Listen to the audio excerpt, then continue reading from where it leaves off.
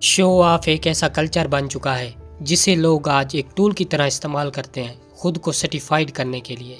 40 साल का आदमी, 20 साल का लड़का, 18 साल की लड़की और 10 साल का बच्चा, सब की अपनी अपनी डिमांड्स हैं और जितनी डिमांड्स होती हैं उसकी सप्लाई भी उतनी ही ज़्यादा होती है। 10,000 की नौकरी करने वाले पियून से लेकर 4 लाख की नौकरी करने वाले डॉक्टर तक सबका अपना अपना स्टैंडर्ड है खर्च करने का। और जब लोग अपनी औकात से ज़्यादा खर्च करते हैं ये दिखाने के लिए कि मैं तुमसे अच्छा खाता हूँ, अच्छा पहनता हूँ और अच्छा दिखता हूँ, तो ये शो ऑफ फेक दिखने लगता है। People who show off are actually weak, they're actually insecure, they're actually incredibly immature. और इस चीज़ को बड़ी बड़ी कंपनियां और उनके लिए काम करने वाले बड़े बड़े सेलिब्रिटीज और ज़्यादा बढ़ाते हैं। एक 25 साल का लड़का अपनी पुरानी होंडा सिविक रखते हुए भी नई BMW सीरीज़ खरीदना चाहता था जिसकी कीमत 33 से 35 हज़ार डॉलर थी ताकि वो खुद को कॉन्फिडेंट महसूस कर सके ड्राइव करते हुए, जिसकी वजह से उसने अपनी सारी सेविंग और जमा पूंजी इस चक्कर में ख़त्म कर दी। 2019 में एक 18 साल की लड़की ने जिसका नाम था एमेलियन नेगवन खुद को खूबसूरत दिखाने के चक्कर में सर्जरी करवाई।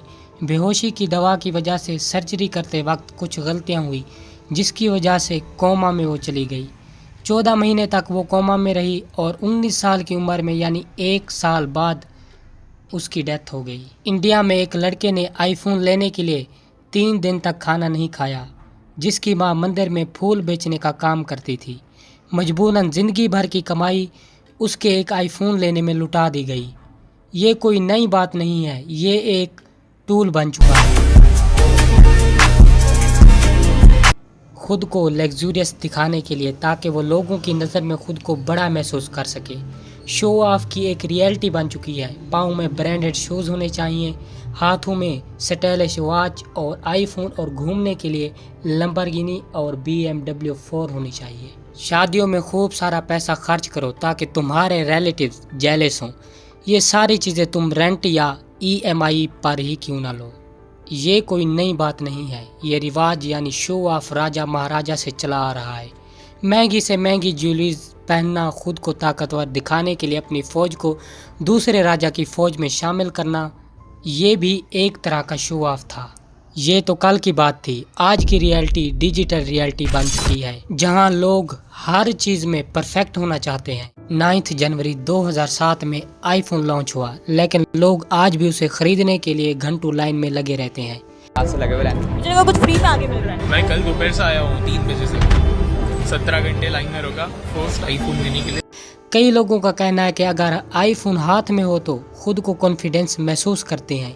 यहाँ तक कि इंस्टाग्राम की रील्स भी बनानी हो तो आईफोन रेफर करना पड़ता है। स्कूल जाने के लिए लग्जरी बैग और उसकी रील्स लाजमी इंस्टाग्राम पर डालते हैं।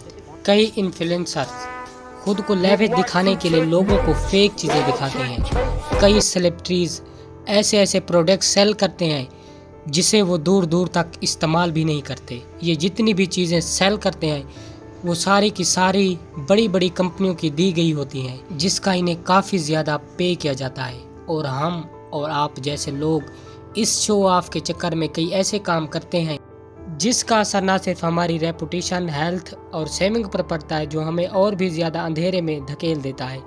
आज की डिजिटल दुनिया और इसके बड़े बड़े लोग और बड़े बड़े ब्रांड्स वो सारी चीज़ें प्रमोट करते हैं जो हमें और भी ज़्यादा गरीब बना रही हैं। तुम्हारे पास अभी भी वक्त है और ये डिजिटल दुनिया है जहाँ सब कुछ दिखावे का है। तुम रियलिटी में जी रहे हो। रियलिटी ये है कि कोई तुम्हें नहीं देखता और ये शो ऑफ तुम्हें कोई फ़ायदा नहीं देने वाला। बेहतर ये है कि वो सब करो जो सही है तुम्हें करने की ज़रूरत है।